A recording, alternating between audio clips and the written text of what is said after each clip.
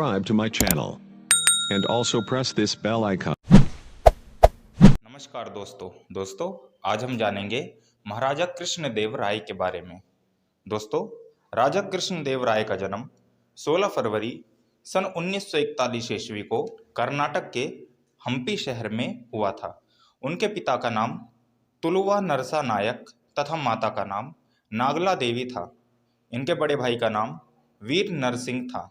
दोस्तों, इनके पिता नरसा नायक सालू वंश के एक सेना नायक थे। दोस्तों, नरसा नायक सालू वंश के दूसरे और अंतिम अल्पवयस्क शासक इम्माडी नरसिंह के संरक्षक थे।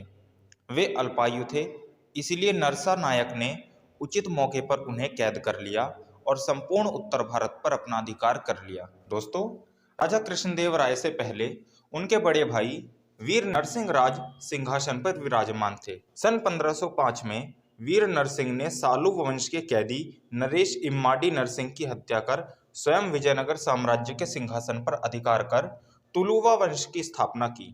सन 1509 ईस्वी में वीर नरसिंह की मृत्यु के पश्चात 8 अगस्त सन 1509 ईस्वी को कृष्णदेव राय का विजयनगर साम्राज्य के सिंहासन पर राज तिलक किया गया। राजा कृष्णदेव राय ने अपने प्रशासनिक सुधारों में बड़े पैमाने पर राजसत्ता के पारंपरिक भारतीय सिद्धांतों और नियमों का समावेश किया, जिन्हें कौटिल्य, शुक्र, भीष्म और विदुर जैसे मनीषियों ने प्रतिपादित किया था। एक सम्राट के तौर पर वे राज्य के मुखिया थे, लेकिन उनके शासन में नीति निर्देशन के लिए एक मंत्री परिषद भी थी, जिसका नेतृत्व एक प्रधानमंत्री करते थे। दोस्तों, विभिन्न युद्धों में लगातार विजय के कारण अपने जीवन काल में ही राजा कृष्णदेव राय लोक कथाओं के नायक हो गए। उनके पराक्रम की कहानियां प्रचलित हो गई थीं। दोस्तों, इनकी सेना में 651 हाथियों की सेना से सुसज्जित मुख्य सेना में 10 लाख सैनिक थे। राजा कृष्णदेव राय के नेतृत्व में 6000 घुड़सवार, 4000 पैदल और 300 हाथी अलग से थे। 7 लाख पैदल, 22,000 घुड़सवार और 651 हाथी थे।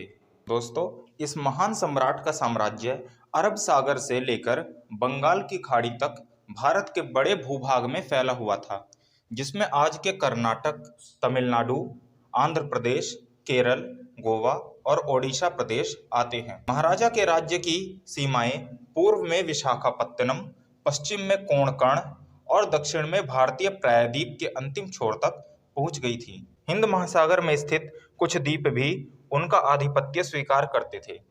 उनके राज्य की राजधानी हम्पी थी। हम्पी के एक ओर तुंगभद्रा नदी तो दूसरी ओर ग्रेनाइट पत्थरों से बनी प्रकृति की अद्भुत रचना देखते ही बनती है। दोस्तों, कृष्णदेव राय के राज्य में आंतरिक शांति होने के कारण प्रजा में साहित्य, संगीत और कला को प्रोत्साहन मिला। जनता भी स्वतंत्रता से जीवन यापन करती थी, जिसके कारण कुछ लोग विलासी भी हो गए थे। मदिरालयों और वैश्यालयों पर कराधान होने के कारण इनका व्यापार स्वतंत्र था। दोस्तों, कृष्णदेव राय की उपलब्धि उन्हें महान सम्राटों युधिष्ठिर, पोरस, चंद्रगुप्त, अशोक और हर्षवर्धन के समकक्ष खड़ा करती है।